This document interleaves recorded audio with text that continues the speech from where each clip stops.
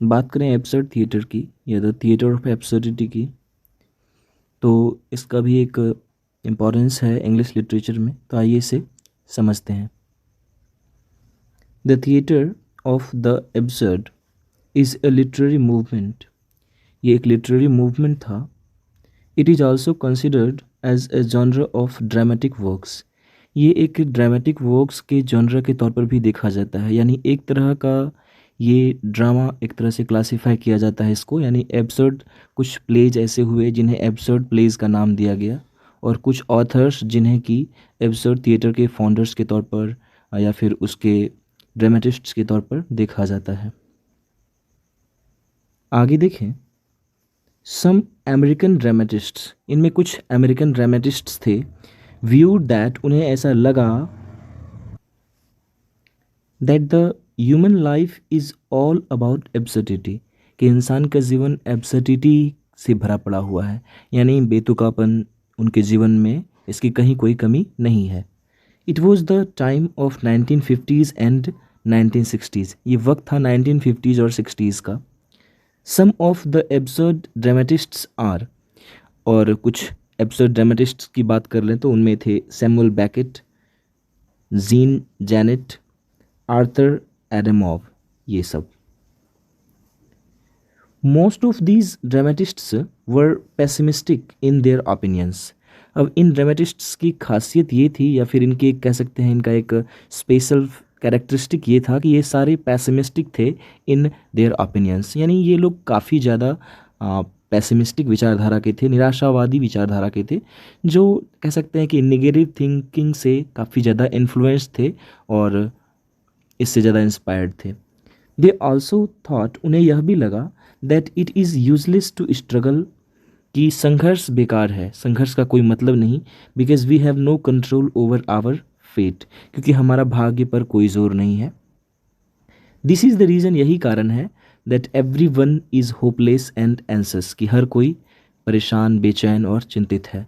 So it can be said, यह कहा जा सकता है that they had nothing to do with logics, उनका लॉजिक्स से, तर्क से कोई लेना देना नहीं था।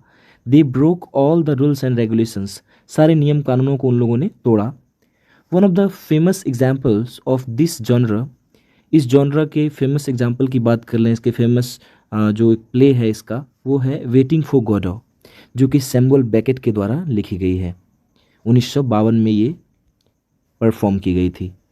इट्स कैरेक्टरिस्टिक्स, अब इस तरह के प्ले की जो कैरेक्टरिस्टिक्स होती हैं ये काफ़ी पर्पसलेस होती हैं, यानी इसमें पर्पसलेसनेस को देखा जा सकता है, यानी इसका कोई खास उद्देश्य नहीं होता ऐसे प्लेज के प्लॉट का या प्लेज का। होपलेसनेस दिखता है, यानी कोई बिल्कुल ही आ, आशाहीनता दिखती है। रिडिकुलसनेस, और काफ़ी ज़्यादा जो भावनाओं से भरा हुआ नहीं होता, कहीं भावनाएं होती ही नहीं एक तरह से कहें तो। ऐसे प्लेज में काफ़ी ज़्यादा रिडिकुलसनेस आपको देखने को मिल जाएंगी ऐसे प्लेज को आप जब पढ़ेंगे।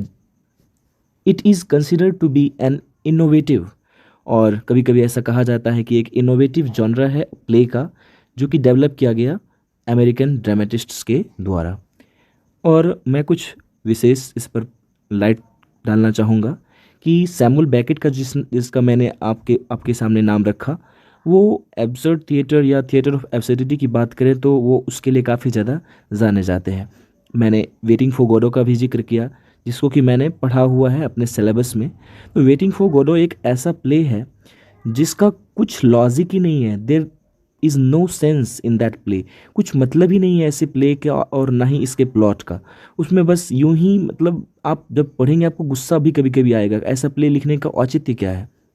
लेकिन मैं सच कहूँ तो यदि एक ऐसे पॉइंट से देखा जाए, एक ऐसे पॉइंट ऑफ व्यू से देखा जाए कि उन्होंने ऐसा क्यों किया, तो उनका मकसद था कि हमें एक ख़ास तरह के लाइफ से आपको रूबरू कराना, हम सबों को रूबरू कराना, कि इंसान जो है अपने जीवन को कैसे जीता है। वास्तव में इनका मानना भी सही था कि हमारे जीवन में हर तरफ हम एब्सर्डिटी को ही फॉलो करते हैं, एब्सर्डिटी से ही हमारा सामना होता है। और ये भी बात आप तर्कपूर्ण समझेंगे, जबकि फेट, सही बात है, समय पर हमारा कोई जोर नहीं, समय, हम समय के अधीन है, ना कि समय हमारे अधीन है। तो स्ट्रगल ना करना तो सॉल्यूशन नहीं है, लेकिन ये तो फैक्ट आप ज़रूर मानेंगे कि फेट हमारे जोर से नहीं चलता या भाग्य पर हमारा कोई वश नहीं होता। तो ओवरऑल आपको क्या लगा इस तरह के प्लेस के बारे में, आपकी क्या राय है?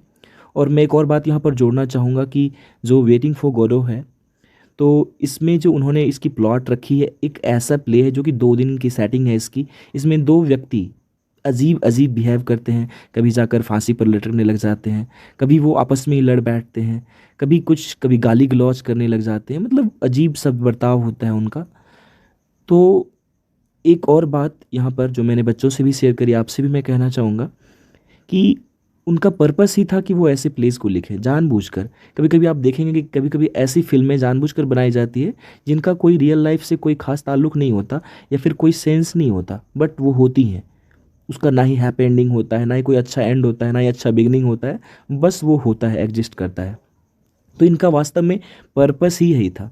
सैमुअल बेकेट की बात करें तो इन्होंने जानबूझकर इस प्ले को ऐसे ही प्लॉट में ढाला था ताकि हमें इस बात का एहसास हो कि हम कितनी ज़्यादा एब्सर्ड लाइफ जीते हैं। और बात की जाए एब्सर्ड के प्रोनाउंसिएशन की, तो ब्रिटिश में इसे एब्सर्ड पढ़ा जाता है और अमेरिकन में इसको एब्सर्ड भी पढ़ते हैं। Thank you for watching. आप अपनी राय कमेंट में ज़रूर रखें। Thank you once again.